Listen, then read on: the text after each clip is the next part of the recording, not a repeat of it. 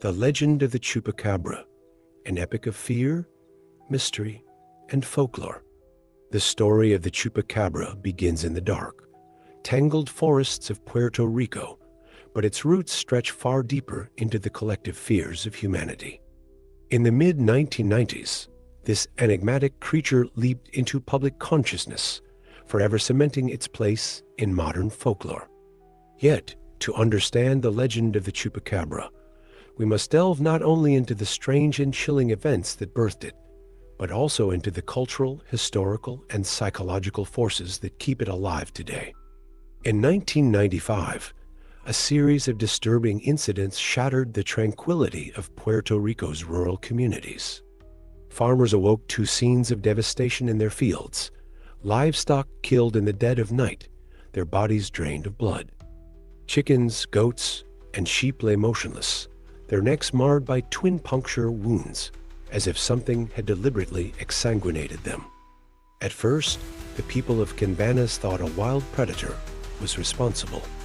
But as the deaths continued without any signs of struggle, no claw marks, no scattered feathers or fur, fear began to take hold. The deaths were too precise to calculate it. Then came the sighting. Madeline Tolentino, a resident of Canvanas, claimed to have seen the creature responsible for the carnage. Her description was like nothing anyone had ever heard. A bipedal creature standing around 4 feet tall, its hairless, leathery skin glinting under the moonlight. A row of sharp spines ran from the top of its head down its back, and its glowing red eyes pierced the darkness. The creature moved swiftly, its clawed feet barely making a sound as it disappeared into the forest. News of her account spread rapidly, and soon the locals gave the beast a name, El Chupacabra, or the goat sucker. The Chupacabra legend quickly became the subject of speculation. Where had it come from? What was it? Theories abounded, each more bizarre than the last. Some said it was a product of government experimentation, a creature born in secret laboratories hidden deep within Puerto Rico's dense rainforests. Others pointed to UFO sightings in the region, speculating that the Chupacabra was not of this earth, but rather an alien being left behind or unleashed by extraterrestrials. Those with an eye toward the supernatural believed it to be a demon or a cursed creature, summoned or created through dark rituals. This belief tied the Chupacabra to older, pre-Columbian folklore of blood-drinking entities like the Aztec Tlahuelpuchi, a vampire like being said to prey on children. In this way, the Chupacabra became a modern incarnation of ancient fears, a bridge between myth and reality. Skeptics, of course, dismissed these ideas entirely. Zoologists suggested that the Chupacabra was simply a misidentified predator, likely a coyote or feral dog suffering from mange. The disease would cause the animal to lose its fur, giving it an otherworldly appearance, while the weakened state of such creatures might explain the unusual killing patterns. But even with these rational explanations, belief in the Chupacabra persisted and spread. In the years following the first sightings in Puerto Rico, reports of Chupacabra attacks began to emerge across Latin America and beyond.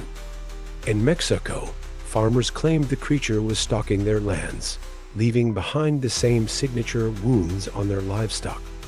Similar stories came from Chile, Brazil, and even the United States. The descriptions varied.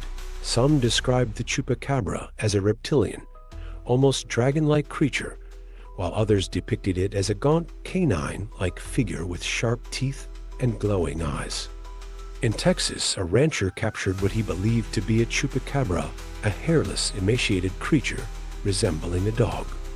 When scientists examined the body, they identified it as a coyote afflicted with severe mange. Yet the discovery did little to quell the legend. To believers, the Chupacabra was more than a physical entity. It was an embodiment of their fears, a symbol of the unknown, lurking just beyond the edges of civilization. As the Chupacabra's fame grew, so too did its influence on popular culture. News outlets reported on alleged sightings with sensational headlines, while documentaries and TV shows delved into the mystery of the goatsucker.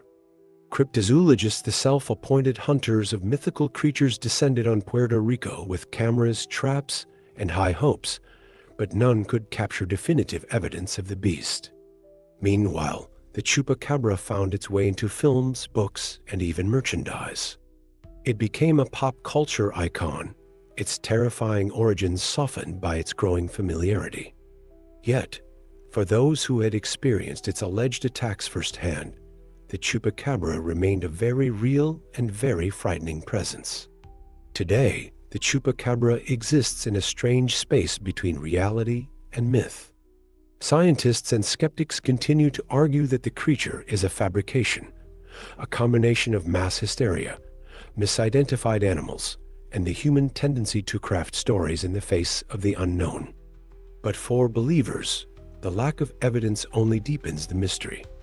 Stories of the Chupacabra still surface from time to time, often in rural areas where livestock deaths defy explanation.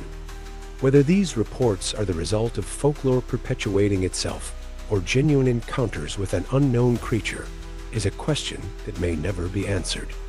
The Chupacabra's enduring power lies in what it represents: the fear of the dark, the anxiety of being watched by unseen eyes, and the thrill of confronting the unknown. Like the vampires and werewolves of older legends, the Chupacabra reflects humanity's primal fears of predators, of losing control, of the blood that ties us to life. Perhaps the Chupacabra is nothing more than a story, a product of human imagination run wild.